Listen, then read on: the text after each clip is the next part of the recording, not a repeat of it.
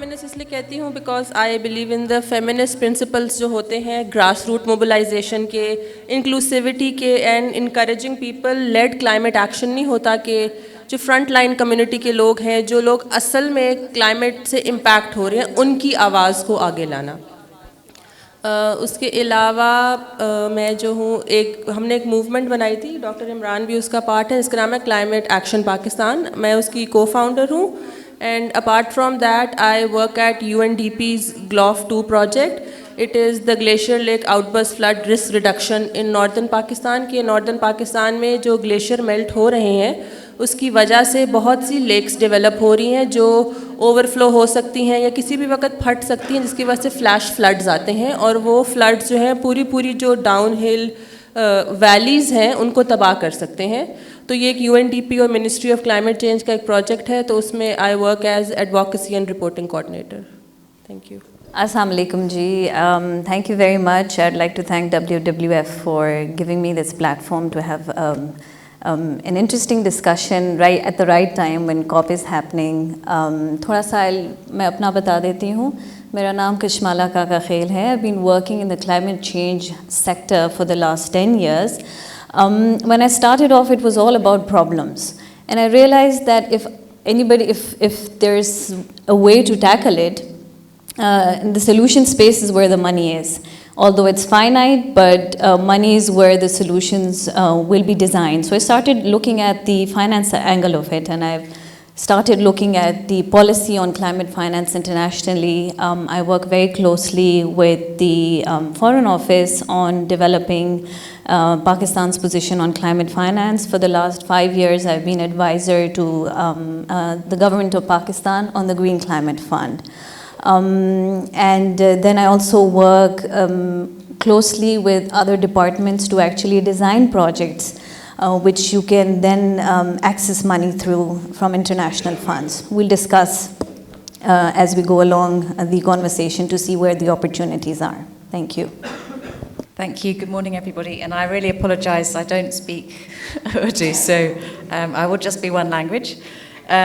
Thank you so much for, first of all, to the Scouts for hosting us here today. It is beautiful, such a lovely part, and I feel quite honoured as a female to have my Scouts tie on today. I was a brownie guide in Scotland as a little girl, and I got so much out of it, so it's wonderful work you do. And thank you also for WWF and my colleague Callum, who's there at the back. I know he's done a lot of work with you, thinking about policy, the influencing, the lobbying that we need to do, and I hope that the UK has been, through the British High Commission and through the relationship with Callum, has been a good partner, so we're excited to be part of today's discussion.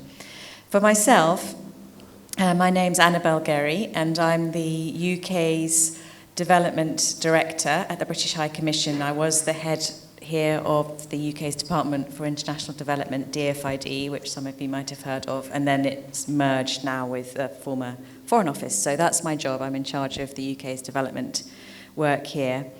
And why am I here today? Well, it's COP, as has been said this week, and the UK is hosting the conference. But more than that, from being in Pakistan in a very short time, I've already seen within the first 2 years, within the first year actually, we started with the extreme weather, with the snow and real problems for many families in Baluchistan. And then I think we had flooding next. It may have been droughts, I can't remember which order.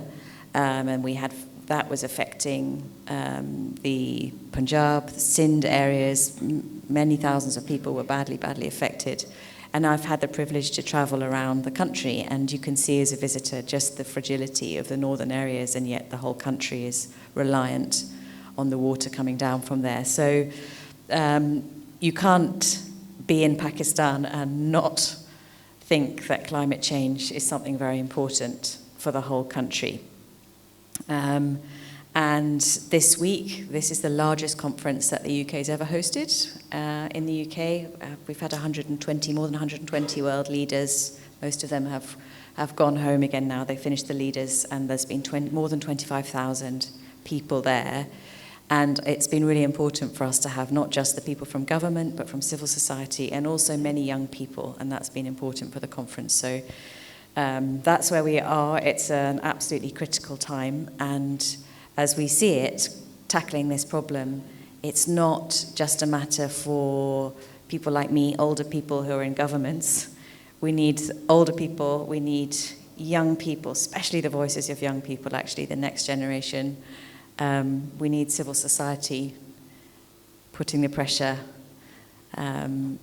academics doing the research, putting the evidence, governments making the right policies, and then backed by actions by the private sector. So we are very much all in this together. Yes, so thank you very much, first of all, to WWF for organizing this event and inviting me as a panelist. It's a privilege to be here. And also thank you very much to the Boy Scouts organization for hosting this event. It's really a lovely place, as we can see outside. My name is Asif, and I work as an assistant professor at the Department of Environmental Sciences at the University of Peshawar. And in terms of my academic background, I have a master's in environmental sciences from Denmark. And my PhD is in climate change, and I earned my PhD from the School of Environmental Sciences at the University of East Anglia in Norwich in the United Kingdom. And in 2014, when I came back, I actually realized that there was a lot of lack of understanding in terms of the climate change science as well as its impacts at the university level and elsewhere in the society. So I thought of establishing an environment society for the students. So I submitted a proposal to the Vice Chancellor, who happily approved that. And now we have a society at the university, which is known as the Environment Society. I'm the organizer of that society. And we hold a lot of events in relation to environmental problems, particularly focusing on the existential crisis of climate change. I'm happy to say that it has been a great success because just last year, the University of Peshawar, it has been ranked in the top 200 global universities for Sustainable Development Goal number 13 in terms of our climate action at universities. And this is solely due to the contributions of the Environment Society, so I'm happy to share that news. In terms of the research that we do a lot of research on climate change, and then we try to link climate change with other sectors. So nowadays we're working on trying to understand how air pollution and climate change are interlinked, because we have a number of different air pollutants which are actually short-lived climate pollutants. And if we are able to reduce them, then we can also reduce the climate impact as well. Thank you very much once again. Assalamu alaikum. Good morning. My name is Hamad Naqi. I'm the Director General of WWF Pakistan. So let me echo my colleagues and thank Pakistan Boy Scouts Association for co-hosting or hosting this event. We are the largest environmental organization globally और पाकिस्तान में भी. जैसे कि आपने सुना, climate change Pakistan के लिए एक बहुत बड़ा चैलेंज है. हम बिल्ली को देख के कबूतर की तरह आंखें नहीं बंद कर सकते. इट्स वेरी इम्पॉर्टेंट कि हम अपनी कम्युनिटीज़ की कैपेसिटी को बिल्ड करें so that they are in a position to face and address this challenge. मेरी अपनी जो बैकग्राउंड है वो, and by the way I am also along with the organization, I'm also a beneficiary of the British aid because I'm a Britannia Shielding Scholar. मेरी जो MSc Engineering Water and Environmental Management में I did it from University of Birmingham, UK में, और मुझे को 25 साल हो गए. Last 25 years I'm with WWF. For us, the challenge is adaptation. हम लोगों ने जिसकी वजह से क्लाइमेट चेंज होती है उसको भी एड्रेस करना है कि हमारी जो एनर्जी के सोर्सेज हैं, हमारे जो इंडस्ट्री है, वो ऐसी गैसेस ना छोड़ी हो जिससे क्लाइमेट चेंज होती है. लेकिन हमारे लिए ये बहुत इम्पॉर्टेंट है कि जो हमारी कम्युनिटी है, हमारे फार्मर्स हैं, हमारे फिशरमैन हैं, we build their capacity, we engage them, we tell them that this is something which is real. ये शेर आया नहीं है, शेर कमरे के अंदर है. उस शेर से कैसे हमने उसको किस तरह हमने ज़िंदगी गुजारनी है उस शेर के साथ, क्योंकि क्लाइमेट चेंज लग रहा है कि रहेगा. Leaders, global leaders made a lot of commitments. उन्होंने कहा था कि हम कोशिश करेंगे कि 2 डिग्री सेंटीग्रेड से जो ग्लोबल वार्मिंग है वो से नीचे रहे, लेकिन अभी तक if you look at the different practices, the commitments, unfortunately they are not meeting the expectations of professionals and environmental organizations like us. So Pakistan में ये unfortunately environment इतनी priority नहीं है. अब the present government is taking a lot of steps. इसलिए हमारा role as an organization भी बहुत अहम है कि to ensure कि जो different stakeholders हैं, जो different sectors हैं जहाँ पे इसका सबसे ज़्यादा impact होगा, हम वहाँ पे काम करें, पार्टनरशिप्स करें और कम्युनिटी को प्रिपेयर करें to work on this challenges. So मैं डिटेल्स में जो प्रोजेक्ट्स वो हैं, maybe during the discussion I will share those projects with you. Thank you very much. So introductions हो गई हैं, अब let's get to the meat of the situation. Doctor साहब, मैं आपसे बात करना चाहूँगा. एक होता है मौसम, ठीक है, और एक है क्लाइमेट. एक है वेदर, एक है climate. What's the difference between the two? अगर आप इसमें हमारे जो ऑडियंस है, हमें start us of from the very basics कि क्या वो सिचुएशन है, मौसम तब्दील हो रहा है, बाहर ठंड है, हम किस तरह कह सकते हैं कि ग्लोबल वार्मिंग है? साइंस क्या कहती है? जी, thank you very much. That's a very important question. तो बेसिकली अगर आप देखें, हम अगर बात करते हैं, अगर मैं आपसे ये पूछूं कि आज मौसम कैसा है, तो आप खिड़की से बाहर देखते हैं और आप देखते हैं कि क्लाउडी वेदर है. तो ये जब हम क्लाउडी वेदर को डिस्क्राइब कर रहे हैं, तो हम करंट एटमॉस्फेरिक कंडीशंस को डिस्क्राइब कर रहे हैं. We are looking at the existing atmospheric conditions in Islamabad at the moment. So that is weather. Urdu में हम इसको मौसम कहते हैं. लेकिन अगर मैं आपसे ये पूछूं कि आजकल मौसम कैसा है, तो अब आपका जवाब डिफरेंट होगा. आपका क्या जवाब होगा? आप ये कहेंगे कि सर्दियाँ शुरू होने वाली हैं. हाँ, अब लफ्ज़ मैंने एक ही यूज़ किया, मौसम. लेकिन चूंकि हम अहले ज़बान हैं, हमें फ़र्क का पता है कि आज का मौसम और आज कल का मौसम में क्या फ़र्क है. But in English there is a very clear distinction. So जब हम आजकल के मौसम की बात कर रहे हैं, we are actually referring to the seasons. So the winter season is actually starting. So in English we have these two different terminologies, weather and seasons, but in Urdu we use the same word, mausam. And that's one of the reasons why we have this confusion sometimes in terms of when we translate these words like climate change and so on. Now let me come to your question in terms of the difference between weather and climate. Climate is actually derived from weather. जब हम climate की बात करते हैं, उर्दू में हम इसको आबो हवा कहते हैं. हर इलाके की अपनी आबो हवा होती है. अब आबो हवा दरअसल वेदर कंडीशंस से हम ऑब्टेन करते हैं over a long period of time, usually 3 or 4 decades, and for that we need data. दर्जे हरारत, जो बारिश हो रही है, humidity and so on. When we have that data for 35, 40 years for a particular place, then we are able to establish or determine the climate of that region. So generally speaking, we say that for example, Pakistan's climate is dry and hot. So that's describing the overall climate of the country. But it's important to realize that we have many different microclimatic regions as well, depending on the topography as well as the geography. So agar aap dekhein, in the south, our altitude is 0 degrees because the Arabian Sea meets the southern part of Pakistan. But as we go towards the north, we can see that we have these Hindu Kush, Karakoram Himalayan ranges, and then we have the second tallest mountain, K2, which is 8611 meters in height. So that's why we have a huge variation in the topography, as a result of which we have different microclimatic zones. Now, in terms of the impacts of climate change, कि जो आबो हवाई तब्दीली के असरात हैं, वो क्यों पाकिस्तान में सबसे ज़्यादा हैं? जैसे आपने शुरू में जिक्र किया, Pakistan has been ranked for the last 20 years in the top 10 countries which are affected due to the impacts of climate change. And this is due to our vulnerability. This year we have been ranked 8, last year we were ranked 5, but this is happening since 2000, the last 20 years. It is because of these multiple reasons. लेकिन जो main फ़र्क है वो ये है कि आबो हवाई तब्दीली के जो असरात हैं वो पाकिस्तान पे बहुत ज़्यादा हैं. Our contribution to the global emissions is less than 1%. But we experience the impacts, and therefore, जैसे आपने उस वक्त जिक्र किया जो adaptation है, That is something that we need to focus on along with mitigation in Pakistan. So it's very important to have this clear scientific distinction in the first place.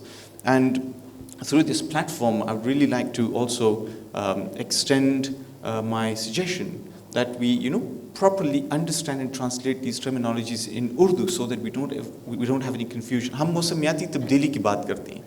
तो मौसमियाती तब्दीली, it's basically an impact of climate change. When we have changes in the weather, when we have changes in the seasons, these are considered as the impacts of climate change. आबोहवाई तब्दीली की वजह से हमारे मौसम तब्दील हो रहे हैं. तो ये एक वो बहुत important terminology है जिसकी हमें समझ होनी चाहिए, and we need awareness creation for that. Right. Thank you for that. Now, Dr. Saab, I'll just stay with you. थोड़ा सा अब बताइए कि now that we understand कि वो किस तरीके से इनमें differences आ रहे हैं, तो एक थोड़ी सी trajectory हमें बता दें. We use this number of 1850. 1850 के बाद pre-industrial, post-industrial era आ रहा है, और किस तरीके से climate को fossil fuel use ने खराब किया है. तो इसका थोड़ा सा हमें बता दें, and then we'll move on. Yes, thank you very much. I'm glad that you have asked this question. And this is also very important in terms of understanding the root cause, the basis of climate change. So, आपने जिक्र किया 1850 का. 1850 is actually the year when we started measuring temperature globally, all over the world. And we have records, temperature records. Now, I was lucky to do my PhD from the University of East Anglia because there is a climatic research unit which was established in the early 1970s, one of the first ones in the world. And this climatic research unit, it has been responsible for collecting data from all over the world. And then they do modeling and predictions in terms of the changes for the future, as well as they look at the past changes based on this data. तो 1850 के बाद अब तक हम temperature को major करते आ रहे हैं, और हमने एक ट्रेंड देखा. We've seen a trend, which means that the trend is going upwards. We are looking at a trend of an increase in the mean global temperature. We have more than 10,000 weather stations all over the world. वहाँ से data आता है, satellite observations से हम data obtain करते हैं, and then on the basis of this we calculate how the mean average temperature of the entire planet is changing. So in comparison to 1850, the mean global temperature has risen to 1.1 degrees centigrade so far. And that means a lot in terms of climate change. And towards the end of the century, we are on a path, on a trajectory of 2.7 degrees centigrade currently with the current pledges that the countries have taken all over the world. So the other important thing that we have to remember, दूसरी जो अहम बात है वो ये है कि कुछ gases हैं जिनको हम ग्रीन हाउस गैसेस कहते हैं. देखिए, ग्रीन हाउस में जब आप जाते हैं तो वहाँ पे टेम्परेचर गर्म होता है as compare to the outside. These green house gases they absorb heat, वो हिद्दत को, हरारत को जज़ब करती है हमारे एटमॉस्फेयर में, जिसकी वजह से ग्लोबल वार्मिंग हो रही है. Now the problem is actually in the burning of fossil fuels. 3 किस्म के हमारे फॉसिल फ्यूल्स हैं: coal, gas and oil. When we burn these in our vehicles, in the industries, at homes, what are we doing? We are releasing these greenhouse gases, primarily carbon dioxide and methane. And both of these are potent greenhouse gases. Even though methane's concentration is measured in parts per billion, which is very less as compared to carbon dioxide, which is in parts per million, but still it is 35 more times potent as compared to carbon dioxide. So this is what we're doing, and coal was first used in the UK. That's how the UK developed the engine, the train. It was invented in the UK, George Stephenson, and then that actually led to this industrial revolution in the UK, where coal was then transferred to many parts of the country, and then it developed, and then other countries followed. So the root cause of this problem that we are experiencing nowadays all over the world is primarily due to the consumption of these fossil fuels, because they are emitting carbon dioxide and methane gases. Now, when we talk about mitigation, we are actually talking about reducing our emissions on one hand, but also trying to promote carbon sinks. So afforestation programs in Pakistan, that is a very important way in which carbon dioxide can be extracted naturally from the air. So I hope with this brief background, we can understand that there is root cause for climate change that we are experiencing now. Right. And it's a very important issue because it is an existential issue. Right नहीं thank you very much for setting the science कि किस तरीके से जो हमारी climate change हो रहा है उस पर फॉसिल फ्यूल्स का क्या रोल है। हमाद मैं आपके पास आऊँगा। वी नो कि ये चीज़ हो रही है और पूरी दुनिया में हो रही है, इस पर शायद पाकिस्तान की ऑब्वियसली कंट्रीब्यूशन नहीं रही, लेकिन किस तरीके से पाकिस्तान इफेक्ट हो रहा है इस पे बात कीजिए। How is Pakistan being affected through the changes that are being brought into the climate? Okay, the fact is that for Pakistan, climate change is water change. हमारी एक जो economy है, it's like many other countries, it depends on water. जितना भी available fresh water है, more than 90% is used in agriculture. और ज़रात में जो आपाशी के तरीके हैं वो भी इतने कोई बहुत एफिशिएंट नहीं हैं, और जो बाकी है वो इंडस्ट्री यूज़ करती है, डोमेस्टिक हम घरों में जो पानी इस्तेमाल करते हैं। Environment has never been recognised as a water user, so let's forget, you know, I mean, it's very difficult for me to say that, but for the time being, for the argument's sake, let's forget, you know, that environment is a water user. The demand of all these sectors is increasing. हम एक उस मुल्कों में हैं जहाँ population बढ़ रही है, so which means we need more food, we need more fiber, which means we need more water, but the water remains the same. So अगर domestic consumption बढ़ रही है, industry की requirement भी बढ़ रही है और environment को भी पानी चाहिए, तो that's like, अब where does the water come from?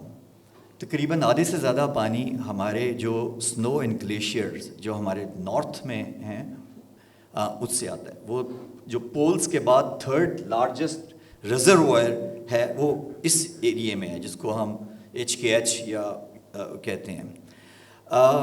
जितनी भी साइंटिफिक स्टडीज़ हैं वो बता रही हैं कि ये most of these glaciers they are melting, and they are melting at a rate which is never recorded before, which is and that's the reason जो अनम ने एक प्रोजेक्ट बताया कि अगर आप देखें हर कोई 2-3 महीने के बाद आता है कि एक ग्लेशियर जो था वो फट पड़ा, and then there's a एक पानी और एक वो बर्फ़ सब नीचे आती है, damages life, villages, सारा इकोसिस्टम को भी वो डैमेज करती है। The other maybe the 40% वो precipitation, monsoon, we are, मैं एक टर्म यूज़ करता होता हूँ कि we are इस रीजन में India, Pakistan, Bangladesh, we are children of monsoon. हमारे लिए monsoon भी बहुत, because monsoon भी अब हो क्या रहा है, एक तो जो हमारा रिजर्वॉयर है, जो हमारा अकाउंट है, बैंक अकाउंट, वहाँ पे पानी क्योंकि तेज़ी से आ रहा है और पिघल रहा है, तो हमें उसमें कमी का अंदेशा है, जो जितने भी साइंटिफिक स्टडीज़ कहती हैं। मॉनसून पैटर्न चेंज हो रहे हैं। आप देखें कि उन इलाकों में बारिश हो रही है which never used to get rains, उन इलाकों में कम बारिश हो रही है which used to get a lot of rain. So that's primarily, अगर हम यही चीज़ें देख लें कि हमारी इकॉनमी पे, हमारी ज़रात पे इसका, इसीलिए बार बार जो एक चीज़ कही जाती है कि जी पाकिस्तान कंट्रीब्यूट तो करता नहीं, कंट्रीब्यूट तो करता है चाइना करता है, USA करता है, इंडिया करता है, डेवलप्ड वर्ल्ड है जो उनकी वजह से ये इतनी हो रही है, हम तो रिसीविंग एंड पे हैं, सो इसीलिए बार बार एक चीज़ कही जाती है कि yes for Pakistan it's water change. So हमें अपनी प्रैक्टिसेस को देखना है, हमारी इंडस्ट्री को देखना है कि पानी का इस्तेमाल, our agriculture, I think per drop of water अगर आप यील्ड भी देखें and you compare it with other countries, our yield is much low. We still have varieties which consume a lot of water. हमें ऐसी varieties, हमें ऐसी फसलें भी करने की ज़रूरत है। हमें क्या ज़रूरत है कि हम इतने एरिया में कमाद उगाएं? क्यों हमें 70, we don't need these 80 sugar mills. So that's the reason that we as a government, as a the policy and decision makers, they need to take some tough decisions looking at, you know, the future. I mean, maybe looking at the present as well. Science and जो research है उसको भी इस पे focus करने की ज़रूरत है. इसके लिए एक चीज़ है, you know, we always say, oh, we are one of the few countries which has a ministry of climate change. It's very good. The initiatives that taken, you know, they have taken or they are taking is, you know, a lot of them, they're brilliant. But honestly, as an environmentalist, I tell you, हमें ये जो cell climate change cell है ये हर ये agriculture department में होना चाहिए, ये पब्लिक हेल्थ इंजीनियरिंग डिपार्टमेंट में, they should be, you know, climate change cell in the irrigation department. So that's where we need to have projects which are climate smart projects, जो, you know, which are not contributing but which are literally helping the people of this country to face this challenge. और ये इसके अंदर delays, priorities, ये literally you know emergency के तौर पे करने की ज़रूरत है. हम समझ रहे हैं जो एक वो भी कहा जाता है कि जी 2025 you know there won't be water. I mean वो statements जो हैं स्वीपिंग स्टेटमेंट्स इस किस्म की, वो भी गलत है. ये नहीं होगा कि पानी नहीं होगा, you know, they will be water, but that we need to understand कि जो डिमांड है पानी की और जिस तरीके से हम पानी इस्तेमाल कर रहे हैं, हमारे लिए सीरियस चैलेंजेस होंगे, because we are already a water stressed country. हम उस तरफ जा रहे हैं जहाँ पे, you know, there will be areas जहाँ पे फिजिकल वाटर स्कर्सिटी होगी. कुछ एरियाज ऐसे होंगे, आप कोयटा में देखें ग्राउंड वाटर कहाँ चला गया है. आप पंजाब में, हमने एक स्टडी की, WWF, एवरी ईयर एक the ground water is going down, 1 से 3 फुट पानी नीचे जा रहा है. 700 फुट पे हम पानी अब पंप कर रहे हैं, 800 फुट पे पंप कर रहे हैं. Can we afford to, you know, do that? So I think ये एक क्वेश्चंस हैं which need urgent answers, which need urgent action. Right. So thank you for that, Hamad, for highlighting कि पाकिस्तान में किस तरीके से इफ़ेक्ट हो रहा है और पानी का क्या रोल है. सो पानी की ज़्यादती और पानी की कमी, ये दो वो इश्यूज़ हैं जो कि क्लाइमेट चेंज की वजह से हमें दरपेश हैं. काशमाला के पास आने से पहले, and before I come to Anabel again, I want to discuss this whole notion of climate change as a social justice issue. ठीक है, we've been talking about this. Anam has been very vocal in this regard and is part of a couple of movements as well. Us pe Anam, I'd like for you to talk about why this is a social justice issue.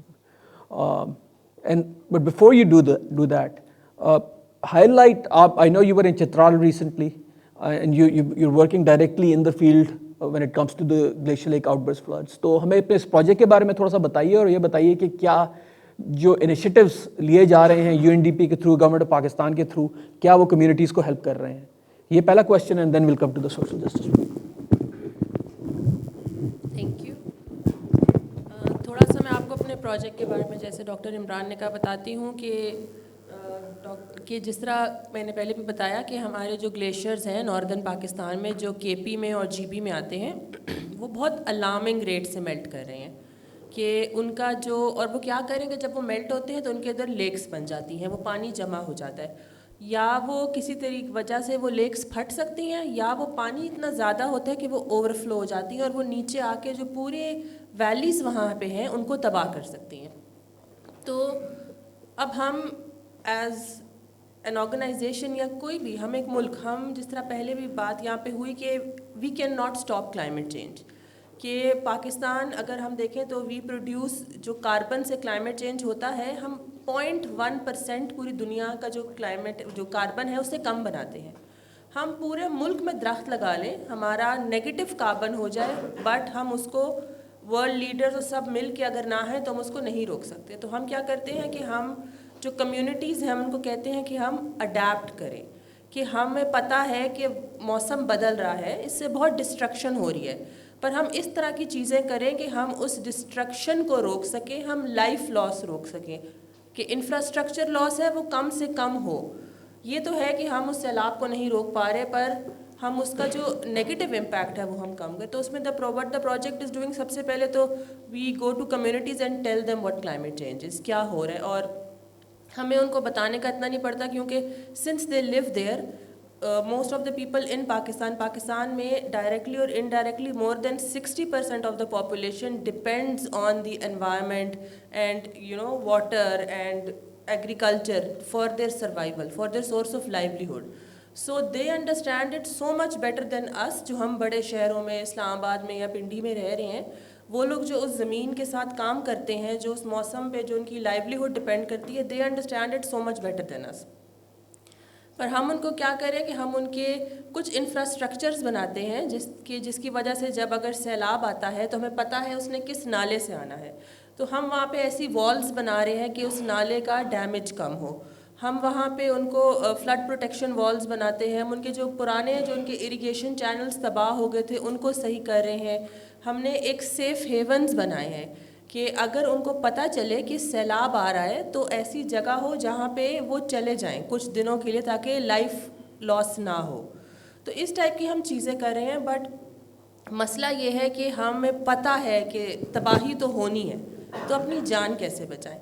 तो यही सबसे बड़ा हमारा, जो हम कहते हैं ना आजकल मसला चल रहा है कि ये अभी जो कॉन्फ्रेंस हो रही है जिस COP26, जिसकी वजह से हम यहाँ पे भी डिस्कशन कर रहे हैं, और उसमें दुनिया के जो सब लीडर्स आते हैं, तो हम ये भी उनको कहना चाहते हैं कि हम कितना उस तबाही के लिए अपने लोगों को हम कितना बचा सकते हैं. नुकसान फिर भी होता है, तो हमें आप वहाँ पे ऐसे डिसीजंस लें कि हम इस जो क्लाइमेट चेंज है हम उसको रोक सकें. हम एज अ कंट्री हम जो भी कर लें हम नहीं रोक पाएंगे. हम सिर्फ लोगों को कह सकते हैं कि प्लीज़ ये हो रहा है, या उनको समझा सकते हैं तो आप अपनी जान कैसे बचा सकते हैं. और इस पे मैं आऊँगी कि मतलब मैं कहती हूँ कि क्लाइमेट चेंज का जो इशू है ना, ये एक सोशल जस्टिस इशू है. मैं अगर अपनी बात करूं कि मैं इसमें आई कैसे, कि I have a masters in environmental sciences. तो मैं जब मैं थी तो मैं समझती थी कि मैं तो बहुत जानती हूँ what environment is, what climate change is, but सिर्फ किताब. सो 2010 में आप सब जानते हैं कि दे वर डेवस्टेटिंग फ्लड्स. सो मैं I was looking at the news कि इतनी तबाही हुई, तो I wanted to do something. मैं कहती कि what can I do. So मैं एक ग्रुप के साथ हम लोग KP में 4 सद्दा के पास गए, where I was part of a team जिसने एक मेडिकल रिलीफ कैंप लगाया था. तो I was just signing people in and telling them कि डॉक्टर यहाँ बैठा है, यू गो देयर. और सिर्फ जो औरतों और बच्चों वाला सेक्शन था, पर वहाँ पे बैठ के ना just talking to those people, उनकी स्टोरीज सुनना, कितनी डिस्ट्रक्शन हुई, कितना उन्होंने लॉस ऑफ लाइफ या अपने लव्ड वंस का देखा, कितना. तो दैट जस्ट वो पढ़ाई वो मुझे इतना नहीं समझा पाई जितना वो जो कुछ दिन जो मैंने वहाँ गुजारे ना उसने मुझे समझाया. तो उससे फिर मुझे ये हुआ कि मैं जब ग्रेजुएट करूँ कि मुझे ऐसी कंपनियों के साथ या ऐसा काम नहीं करना जहाँ पे आप ये इतना बड़ा जो हमारे मुल्क का अलमिया है हम उस पर नहीं काम करें, पर हम ऐसा काम करें कि हम इन कम्युनिटीज़ के साथ जो इफ़ेक्ट करती है. मैं जो एक पढ़ी लिखी एक बड़े शहर से हूँ, तो शायद मैं उनकी आवाज़ को ज़्यादा आगे पहुँचा सकूँ. तो फिर इसी तरह मैं सोशल जस्टिस और क्लाइमेट जस्टिस की उसमें आई. और अगर हम कहें कि क्लाइमेट चेंज को हम एक क्राइसिस ऑफ इनइक्वालिटी कहते हैं, इसको हम कहते हैं कि ये सोशल जस्टिस इशू है. और ये क्यों है? क्योंकि all the issues we are facing right now, जिसमें हम कह सकते हैं कि पॉवर्टी है, lack of urban planning, gender based violence है हमारे यहाँ पे, इकोनॉमिक वायलेंस है, सोशल इनइक्वालिटीज़ हैं. ये सब एक्सैसरबेट होती हैं क्लाइमेट चेंज से. अगर हम देखें कि मी लिविंग इन माई हाउस, जहाँ पे गर्मी हो तो मैं AC ऑन कर दूँ, सर्दी ज़्यादा हो तो मैं हीटर लगा दूँ, but how many people in Pakistan can afford that. हम अगर गाड़ियों में सफ़र करते हैं, जब मौसम ख़राब हो रहा है, कितने लोग ये चीज़ों से आगे मतलब गाड़ी में जा सकते हैं, उनकी तो वो घर से मोबिलिटी भी इफ़ेक्ट होती है. And these are just the big cities. छोटे शहरों में या देहातों में या जो लोग डायरेक्टली, जिस तरह हमने कहा, जो एनवायरनमेंट और लैंड और वाटर के साथ काम करते हैं, उनकी कितनी लाइफ इफ़ेक्ट हो रही है. मैं इसकी ये भी डॉक्टर इमरान ने जिक्र किया. अभी recently last month I went to Chitral, और हम ऐसी ही कोई कम्युनिटी वैलीज़ गए जहाँ पे which are vulnerable to GLOF events. तो वाइल डिस्कशन मुझे यही उनसे बात हुई कि हम सब ने सुना है कि नॉर्दर्न एरियाज़ के फ्रूट्स कितने अच्छे होते हैं. We all know apricots and apples, we all get from them. तो उन्होंने कहा कि हमारे यहाँ पे ना इस बार जो एप्रिकॉट है ना चित्राल में पूरा, उसकी फसल ही नहीं हुई. और वो क्यों नहीं हुई? क्योंकि because of the changing climate. इस साल मार्च में जब दरख्तों पे ब्लॉसम, एप्रिकॉट ब्लॉसम लगा, जो उसके फूल आए, it suddenly got really cold और उनकी बर्फ़ पड़ी and all the apricot blossom जो फूल थे वो सब जल गए, जिसकी वजह से उनका इस साल फल ही नहीं हुआ। एंड हमारे लिए तो हम तो कहते हैं यहाँ से नहीं आया तो हम तो मतलब ये चीज़ हम सोचते भी नहीं, we can get it from somewhere else, but for them this is a part of their livelihood, कि उनकी पूरी लाइवलीहुड पे इफेक्ट पड़ा है। तो इसलिए हम कहते हैं कि जब हम बात करते हैं ना कि climate change is a social justice issue, कि हम सब इफ़ेक्ट हो रहे हैं, किस लिहाज से मैं भी हो रही हूँ, हम सब भी हो रहे हैं, but some people are being affected more than others. तो मुझे क्या लगता है कि ये बहुत ज़रूरी है कि उनकी आवाज़ आगे लाई जाए और उनको एक तो उनकी आवाज़ आगे लाई जाए और उनको माइक दिया जाए कि वो बोलें, कि हम लोग अपने टेबल पे बैठ के इंटरनेट से रिसर्च करके उनके बारे में वो बात नहीं समझ सकते और वो चीज़ नहीं कर सकते जो वो लोग वहाँ रह रहे हैं, जो लोग उससे डायरेक्टली इम्पैक्ट, जिनको फ्रंट लाइन कम्युनिटीज़ कहते हैं। तो ये बहुत ज़रूरी है कि फ्रंट लाइन कम्युनिटीज़ को वॉइस दिया जाए, उनको आगे लाया जाए और ये सोचा जाए कि कैसे ये लोग इम्पैक्ट हो रहे हैं। और ये जो हमारा द कैपिटलिस्टिक सिस्टम जो हम कहते हैं ना, विच इज़ ऑफ प्रॉफिट, हम सिर्फ प्रॉफिट के बारे में सोचते हैं, ये जो जिसकी वजह से ये इनइक्वालिटीज़ और बढ़ रही हैं and these people are being affected more. हमें उस सिस्टम को चेंज करना है। क्लाइमेट चेंज को सॉल्व करने के लिए जो हम कभी कभी आपने सुना होगा वो कहते हैं कि प्लास्टिक के स्ट्रॉ से ना पिएं या प्लास्टिक की बॉटल से ना पिएं और रिसाइकल करें। These things are important too, but we right now हम एक ऐसी स्टेज पे पहुंच गए दैट वी नीड अ पूरा सिस्टम चेंज, और वो सिस्टम जो है, जो हम जिस तरह रह रहे हैं उसका भी चेंज है, but this system of inequality उसको भी हमें चेंज करना है। ठीक ठीक ठीक, वंडरफुल, थैंक यू। दैट बहुत एलोक्वेंटली आपने इस इशू को हाईलाइट किया and it's a nice segue to you Kashmala now, you been patiently waiting. So we have talked about how climate change is happening, how it's affecting us, how it's affecting the most vulnerable. But what's next? So we can come up with these projects, but these projects will need financing, right? There is a discussion in the Conference of Parties right now about the $100 billion of funding that was supposed to come from the Western world, the developed world, to the developing countries so that they can adapt to climate change, that they can mitigate. यानी कि अगर हमने solar और wind की तरफ जाना है तो फंडिंग कौन करेगा? हमारे पास तो पैसे नहीं है। क्या अमेरिका हमें फंड दे सकता है, यूके दे सकता है, ऑस्ट्रेलिया दे सकता है? और अगर हमें अडेप्ट करना है इन कम्युनिटीज़ में, चित्राल में, बदीन में, ठट्टा में, डेरा गाजी खान में, तो उसके लिए भी हमें कुछ फंड्स चाहिए होंगे। गिवन द फैक्ट कि जो हिस्टोरिक कमीशंस हैं वेस्टर्न वर्ल्ड में सबसे ज़्यादा रहीं, तो एक तरह से उनकी रिस्पॉन्सिबिलिटी भी है कि वो हमें फैसिलिटेट करें, not only in terms of mitigation, a just transition towards energy, but also in terms of adaptation. तो इस सब को मद्देनजर रखते हुए आप थोड़ा सा please shed light on where we stand vis-a-vis climate, global climate finance, and what Pakistan needs to do in the coming years to access it and then benefit from it. Thank you. Thank you very much. I think I'll pick up from where Anam left off, where she said that we need to give the microphone to the frontline communities because that's where the impact is.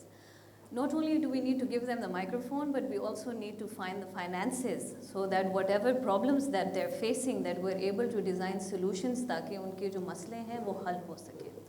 I would also like to pick up from Anam's conversation when she spoke about the project, जो GLOF का project है, जो इन्होंने काफ़ी interestingly explain किया कि वो कैसे जाते हैं and how they actually support these communities through awareness raising and then इनके various adaptation measures हैं. ये project जो है ये fund होता है Green Climate Fund से. It's a $35 million project जो कि Green Climate Fund से supported है. The reason why I'm using this example ताकि अभी मैं जो आपको international finance के बारे में थोड़ा सा explain करूँ, आपके पास context हो कि वो पैसे actually नीचे आते कैसे हैं. So I'm so glad that she's here and she actually explained the project to you कि जो अभी मैं international policy पे बात करूँगी, you'll be able to connect कि अच्छा इसमें से पाकिस्तान का क्या फ़ायदा है. Now coming to your question around we're not responsible, what happens over here. So climate action is something that everybody needs to work towards, developing and developed countries alike, because we have no option. जिस तरह हमाद साहब ने कहा, the share is already in the room. The share is in everybody's room, developing alike. So उसमें कोई शक नहीं है, we can't close our eyes and be like, this is a problem that we haven't created. इसलिए इसको climate change के लिंगों में common but differentiated responsibilities कहा जाता है कि रिस्पॉन्सिबिलिटी सबकी अलग है. somebody has to pay, somebody has to use the money to ensure कि फ्रंट लाइन पे आप जाके लोगों को सपोर्ट करें. जो डिफरेंशिएटेड रिस्पॉन्सिबिलिटी आ जाती है, बात उसी पे आती है कि पैसे किसने देने, हु हैज़ टू पे whom. So international climate finance के ऊपर जो नेगोशिएशंस चलती हैं वो प्राइमरीली इम्पॉर्टेंट इसलिए है because you are trying to build a case internationally for why you need the finances जो आपके ऊपर इम्पैक्ट हो रहा है, why exactly how much you need actually to be able to support yourself at the domestic local level. आपकी communities को जो आपने support करना है, I'm strictly speaking adaptation right now. Pakistan एक यूनिक सिचुएशन में है. ना तो वो इमिटर है बहुत बड़ा, ना वो एक LDC है या एक स्मॉल आइलैंड डेवलपिंग स्टेट है जहाँ पर इट्स जनरली वो बकेट किया जाता है कि these are the most vulnerable countries. When you get into the definition of vulnerable countries, Pakistan somehow always falls off the global table.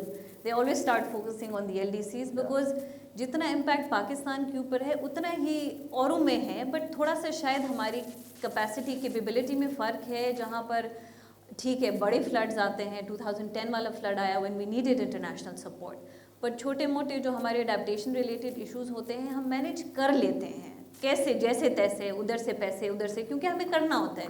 If money is not available आपने खुद करना है. It's not कि you going to wait and somebody is going to come and help you, उसके बगैर आप कुछ करेंगे नहीं, आप कर लेते हैं. बिकॉज ऑफ दिस रीज़न जो फोकस होता है वो उन ममालिक पे होता है कि पैसे अगर बाहर से आएंगे भी तो वो उन कंट्रीज़ को जाएंगे जो पाकिस्तान से ज़्यादा वल्नरेबल है. इसीलिए बहुत ज़्यादा इम्पॉर्टेंट हो जाता है कि एट द इंटरनेशनल स्टेज जब पाकिस्तान जाता है वो अपना केस ऐसे ही बिल्ड करे और करते हैं. आपकी हुकूमत जब जाती है इन नेगोशिएशंस में वो प्राइमरीली ये कोशिश करती है कि पाकिस्तान की जो एलिजिबिलिटी है उसमें कोई दरार ना आए और वो पाकिस्तान समहाउ उस कैटेगरी से ना निकाला जाए जहाँ पर इंटरनेशनल फंडिंग इस किस्म के प्रोजेक्ट्स के लिए पाकिस्तान के पास डायरेक्ट आ सके. So this is a very important area that we need to continue to work on at the international level to make sure Pakistan is not excluded from the funding that's available. Now I'll quickly touch upon the 100 billion. जब भी आप climate finance की बात करते हो everybody throws in this $100 billion figure. हुआ क्या कि I'll just take you back to 2009. बार जिस तरह ये कॉप्स होते हैं, उस साल भी एक कॉप हो रहा था कोपेनहेगन में. उस वक्त ये आइडिया था कि they were in a position to strike a global deal. For whatever reasons वो नहीं हो सका, जो भी इशू था. The developed countries said the developed countries were able to come up with a number which they said कि हम developing countries को $100 billion देंगे annually from 2020 onwards. Number तो आ गया, but the question that people were asking was where did the number come from? आपने assessment की है developing countries की कि उनको 100 billion चाहिए या 100 trillion चाहिए. Number तो आपने दे दिया. So first of all there's a big question around the fact that it's not actually grounded in the needs of the developing countries when it comes to climate action. So that was a big problem. The second problem is, has that money actually added to the 100 billion? Again, जब ये number शुरू हुआ था और बात शुरू हुई थी कि whose responsibility, who has to pay, all of that, climate finance was never defined. Now what do you account for climate finance? आप एक building बनाते हो 100 रुपए की for example, उसके ऊपर अगर आपने उसकी क्लाइमेट प्रूफिंग करनी है उसके 20 रुपए लगने हैं. लोग अब जो बिल्डिंग तो आपने वैसे ही बनानी है एंड जब वो अकाउंट करते हैं तो वो कहते हैं कि हमने आपको 120 रुपए दे दिए हैं. क्लाइमेट का जो कंपोनेंट है एडिशनैलिटी वाला वो सिर्फ 20 है.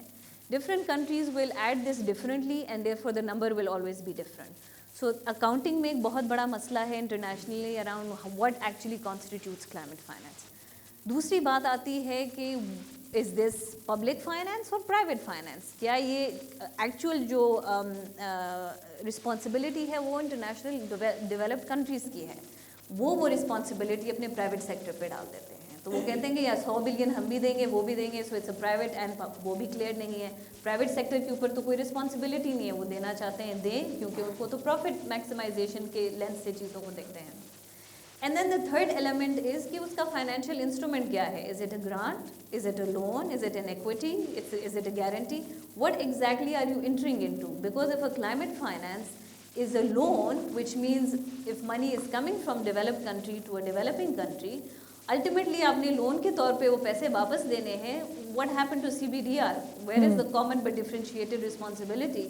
If I'm borrowing money on which I have to pay back interest to you, then how is that helping me in any way to solve a problem which was not even caused by me? Which is why this, so I'll close by just sort of referring to COP26, and then obviously in the next round we can have further conversations. Is what right now when countries are sitting in negotiation हो रही है COP26 में, वो इस बात पे हो रही है कि the 100 billion जो figure है वो 2025 तक है. Developed countries have said हम आपको 100 billion देंगे until 2025. Beyond that, it's a black hole. Nobody knows what will happen beyond 2025. Right now, countries are sitting together to discuss the process, and it's important that we learn from the mistakes or jo bhi, whatever the experience that we've had with the so-called $100 billion figure, and learn how we improve and how we negotiate a term when it comes. First of all, we need to, like I said, define climate finance. Is it private, public, the financial instruments? So now that we are aware, now that we've had 10 years of experience with that number, COP26 is where this conversation is happening, where you're going to set the process for what climate finance will look like for the next 10, 20 years. And which is why it's even more important, because the share is not only in the room, it's ready to bite us now as well. So it's important to really start talking about how we increase this. And the reason why it's important that we stress upon this fact as a developing country, because when you looked at the developed countries, and I don't know if thoda sa aap literature dekh rahe ho, every COP has a buzzword. This time it's the net zero, the race to net zero. So there's a lot of pressure to raise ambition कि भैया आप अपनी ambition बढ़ाएं कि आप कैसे अपनी emissions कम करेंगे. Tell us how, give us the roadmap for how you will increase your ambitions. वो तो सबने कर दिया है, पाकिस्तान ने भी कह दिया है, बाकी सारे ममालिक बार बार 5-5 साल में आपको बार बार अपना incremental दिखाना पड़ता है of how you are increasing your ambition. But ambition costs money. Where is the money?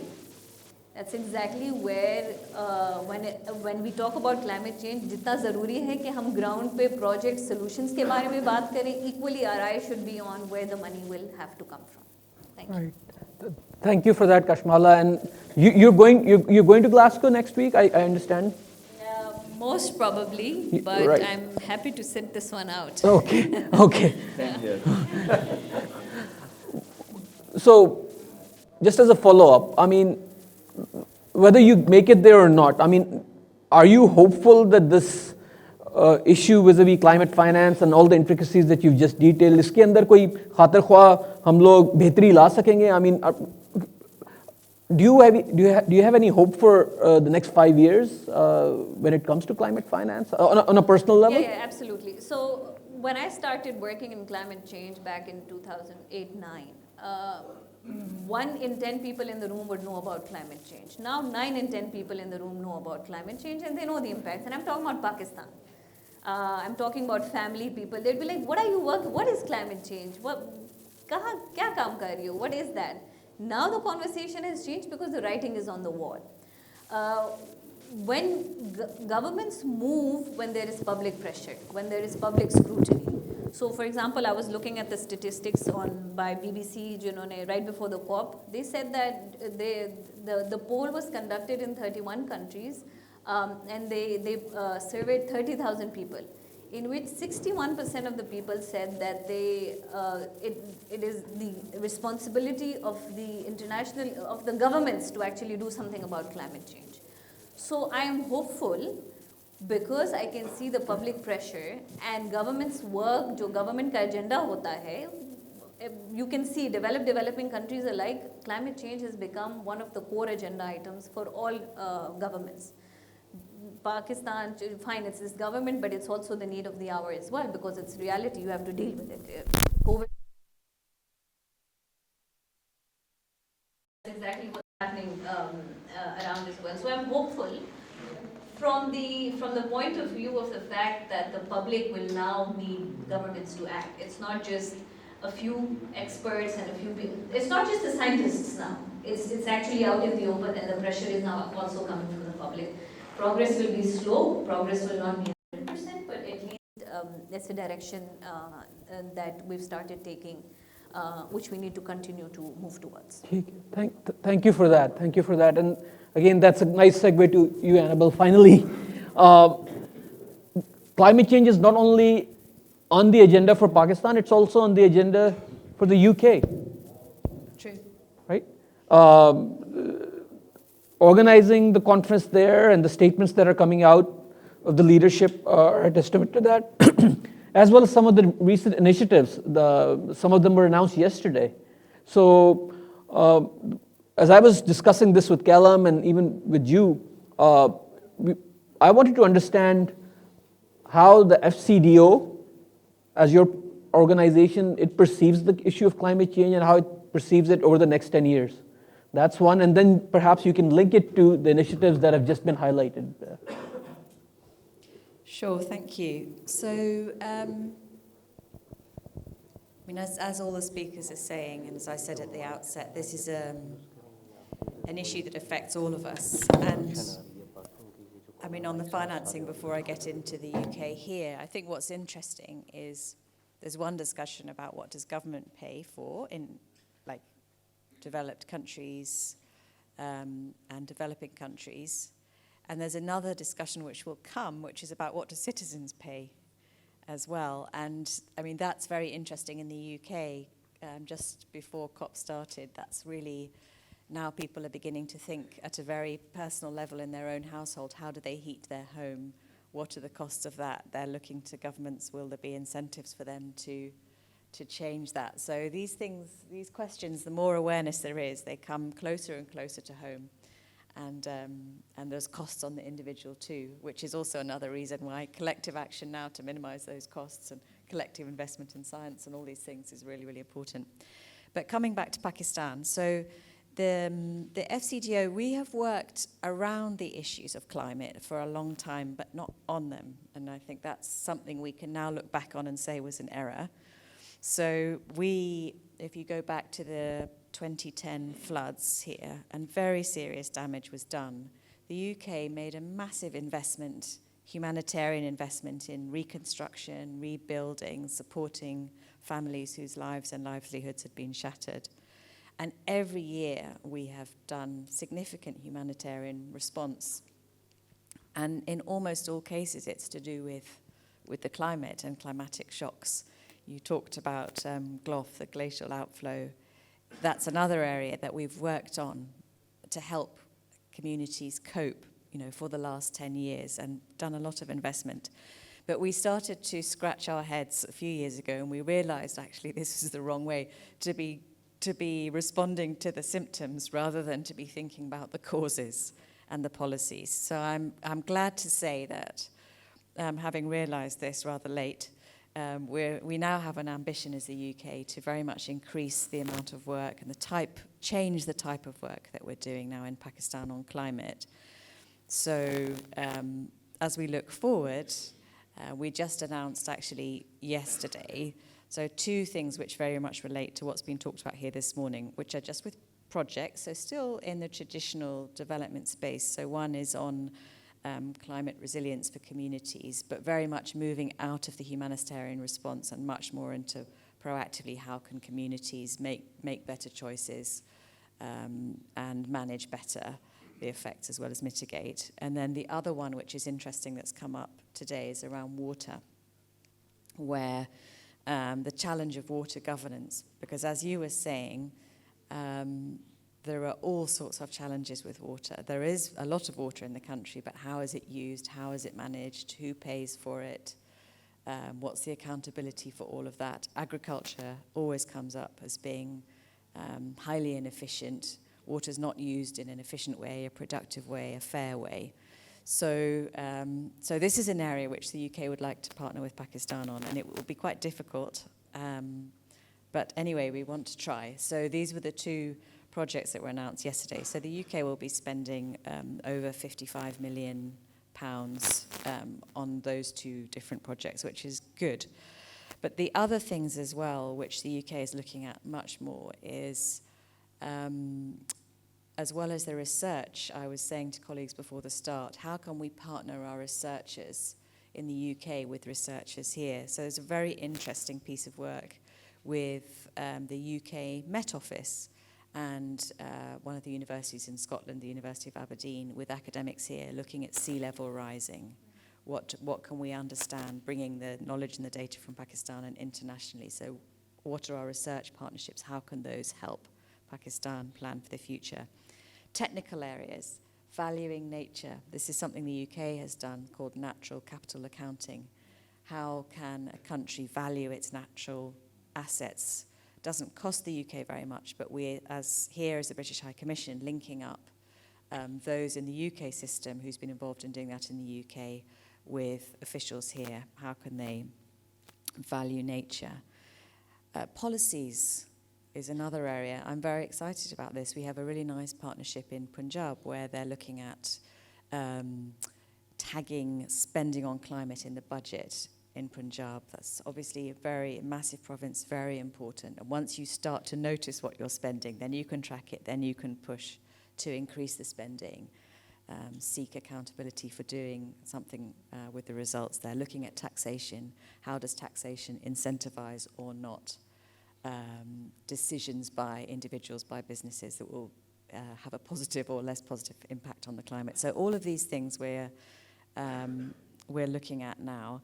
And the other thing which I'd like to mention, which is actually, for a development person, you'd be surprised, but I think it's been the most exciting thing, is we've had a big push to get 26 of the largest companies in the country to sign up for COP26 for a net zero commitment. And this is exciting because we have got signed up some of the very largest companies, Unilever, Gul Ahmed Sapphire, Interloop, Artistic Milliners, those are some of them. They're supplying, and many of them are supplying the international markets, and they've realized if they don't have a better story on climate, they will not get a commercial advantage in exporting, whereas if they have a good story on net zero, that will actually make them more attractive for exporting, and that will be good for creating jobs for business here. But also, and this is why I like it so much, if you have the biggest companies in the country who know all the politicians, are politically connected, they will start to put a lot of pressure on the government now to say, I've made this commitment with my business, but I can't meet this commitment unless government supports with its energy policies, its taxation policies, and so on and so on.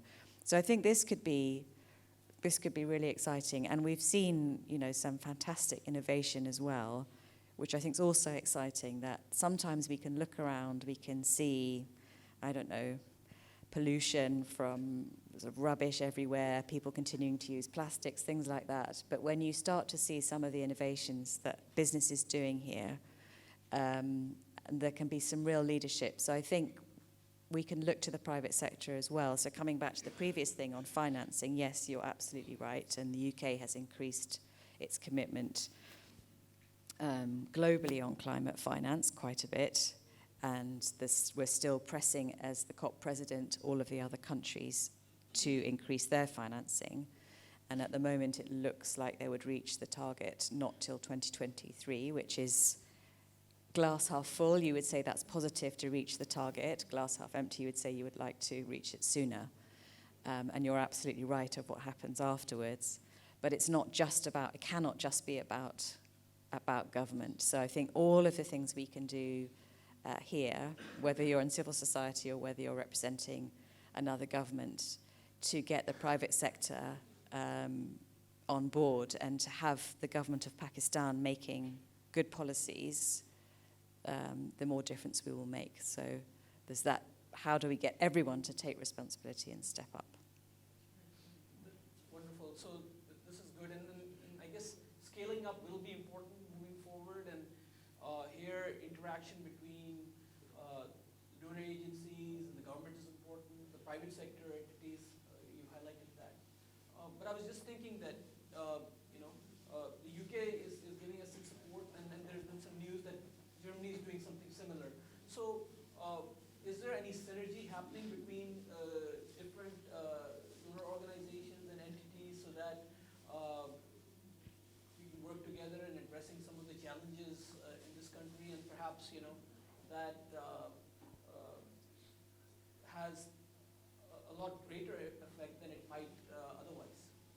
Yeah, the short answer to your question is yes. So there's a very active dialogue between the international partners who are based here. I think it's the World Bank, obviously one of the biggest ones. They're really increasing their focus. So we have a very live and active discussion between ourselves about how each country can individually contribute and how we can bring that together. And what we can learn from that. So the challenge will be to keep this momentum going after the COP26 has finished. We were so pleased to announce our new financing at the beginning and to get that agreement from private sector before it. And the challenge now is going to be, as always, on the follow-through. But I think we have a good platform, and I think although the challenges are huge, I think there is definitely grounds for optimism that people are wanting to take this rather more seriously and to make the progress that we should have started to make before now. Right. But I'm glad things are underway. We're delayed, but at least now there's recognition that we need to move ahead and move forward. And this discussion is a part. When I started working in climate change back in 2008-9, 1 in 10 people in the room would know about climate change. Now 9 in 10 people in the room know about climate change and they know the impacts. And I'm talking about Pakistan. I'm talking about family people. They'd be like, what are you working? What is climate change? Kya kaam kar rahi ho? What is that? Now the conversation has changed because the writing is on the wall. When governments move, when there is public pressure, when there is public scrutiny. So, for example, I was looking at the statistics by BBC, right before the COP. They said that the poll was conducted in 31 countries, and they surveyed 30,000 people, in which 61% of the people said that it is the responsibility of the governments to actually do something about climate change. So I am hopeful because I can see the public pressure and government's work, जो government का agenda होता है, you can see developing countries alike, climate change has become one of the core agenda items for all governments. Pakistan, fine, it's this government, but it's also the need of the hour as well because it's reality, you have to deal with it. COVID. That's exactly what's happening around as well. So I'm hopeful from the point of view of the fact that the public will now need governments to act. It's not just a few experts and a few people. It's not just the scientists now. It's actually out in the open and the pressure is now also coming from the public. Progress will be slow, progress will not be 100%, but at least that's a direction that we've started taking, which we need to continue to move towards. ठीक है,